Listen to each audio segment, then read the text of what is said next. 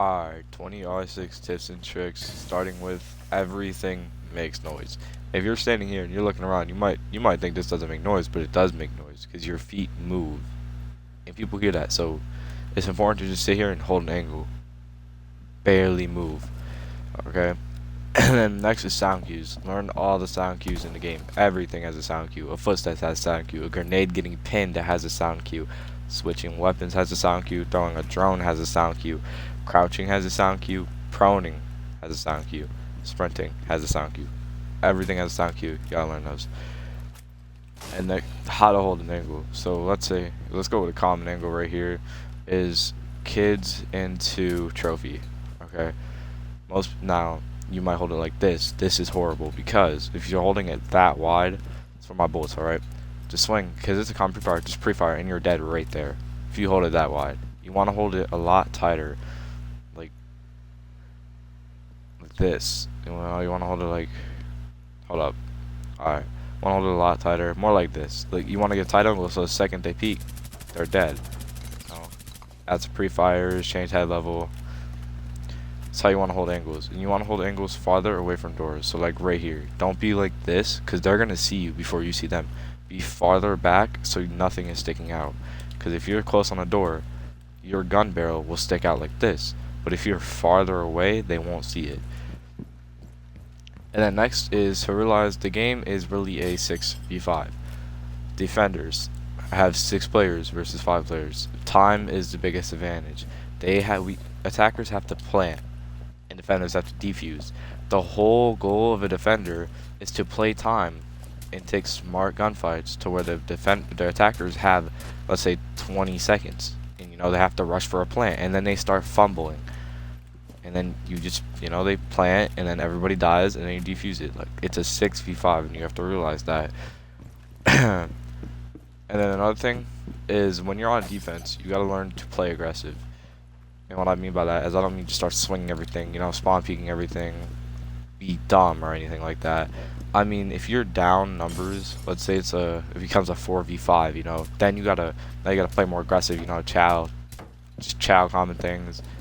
Be more aggressive and chow on defense if you're down numbers to try to get those picks back. And if not, well, then you pretty much lose.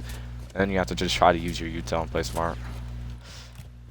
And then next is map control. As an attacker, here we'll go outside the building. As an attacker, the most important thing is map control. Common is, get yourself a drone down here. So, so you have a cutoff cam, just in case, anybody's trying to flank you. Then you'd go up here. You'd take this. Drone this out. You'd take this. Open up wall. Get somebody in armory, hold these, watch flank, get a nomad on flank, maybe a gridlock. Try to take attic control, rather it's from the back or from right here. And then, yeah, then have somebody on big window, maybe somebody on these windows. And that basically what that does is that gives you all the map control. Now defenders have to work on all of that. And then they have to try to flank you, try to clear some of your players, and you just have nomads, gridlocks, and they're cooked basically. You gotta be taking map control.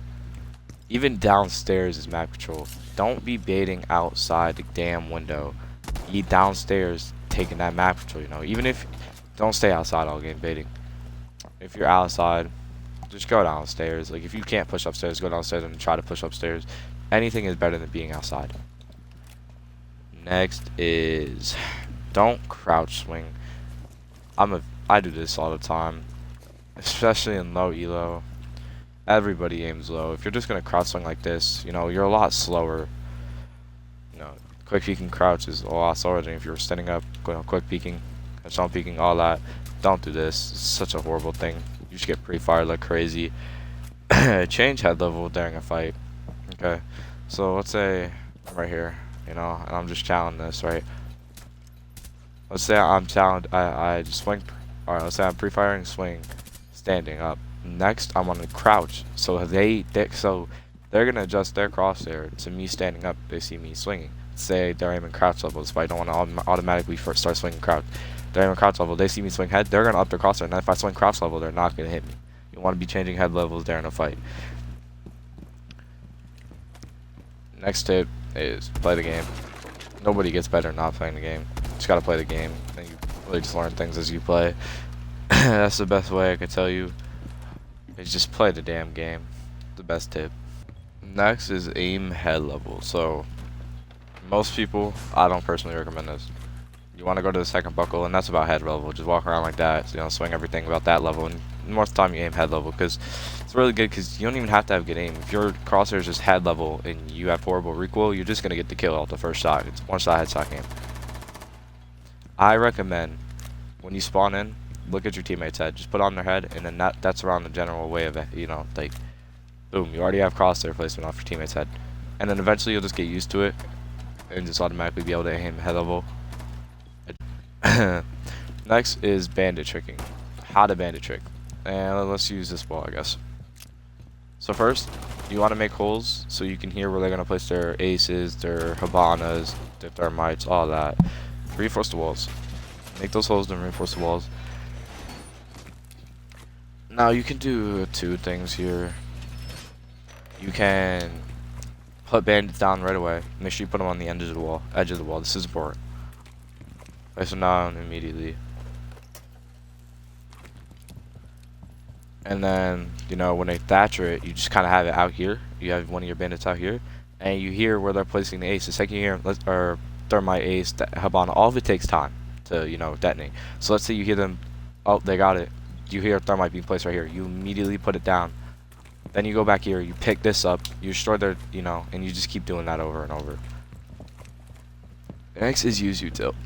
So people don't use it enough. This is an ability. This is util. Let's say you're an attacker. You know, you got a Melusi right here, a Goyo right here, and maybe a Fenrir just right here. This is how you use your util. You grenade it. So what you do is, like, you just grenade off this door, destroy all that util, and then you're free to walk in. You know, child the dude over here, child the dude right here, child the dude holding at it, and maybe child bandit in this corner. You're just free to walk in after, you know. So grenade it, use your util, flash this. Let's say someone's right here. You know, this is pretty common. Let's say you were pushing from back here. How would you push this? Well, let's say you were a striker. You would flash off this wall. It would go right here. Then you grenade. Now he has to run while being flashed, and you just pre-fire right here, and then he goes right in. Next is be corny. A good strat I like to use is put a mute here, and then put one right here, and then sit right here with mute shotgun. They're gonna walk in thinking it's clear, or they're, you know, just be dumb, just walk in, and then you just shotgun them. You just shotgun them to death, and you hold this for the whole game. Being corny wins games. I don't care if people think it's weird. It wins games. That's how you hit champ. Being corny. That's how you do it. Next is Thatcher and Therm. No, just use those. They're really good. Just use. Make sure you're using Thatcher and Thermite. Such an important thing. Like, just use Thatcher and Thermite. Thatcher a wall, then Thermite it. Go below if you have to. Like, just make sure you're using Thatcher and Thermite. Alright, next, drawn two rooms ahead. That's like a good thing to do. You know, drawn here. Make sure there's nobody playing here. You know, drawn top stairs. And then drawn right in here. Alright, this is actually a terrible place to show it. Alright, so let's say I was right here. Drawn ahead. Drawn two rooms is a good way to do it, because info changes every second. You know, drawn in here, make sure you clear. You know, obviously, stairs. And then drawn like this, and then boom, you push up. And then you're going to take this room, and proceed to drawn two rooms ahead. You keep doing that over and over. That's how, drawn two rooms ahead. Next is don't bait. Don't be outside the whole game. Make sure you're pushing in within. Make sure you try to be inside the map in the first 30 seconds of the game.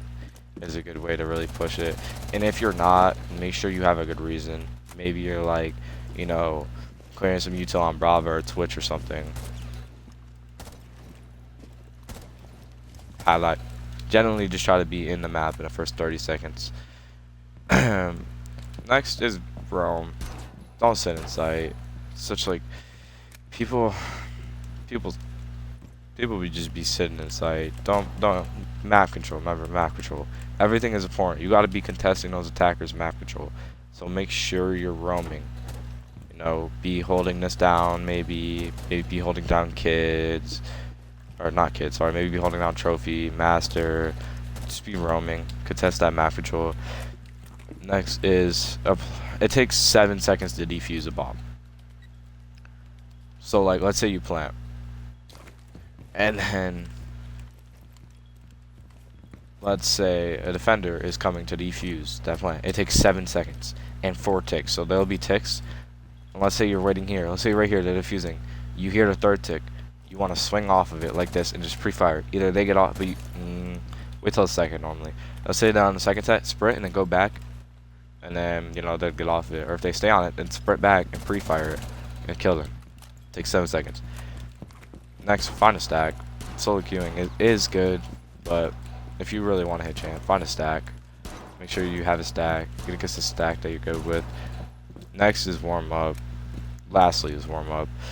I have something on that I'll show, but just warm up. Make sure you're warmed up before your games. And yeah, that's it.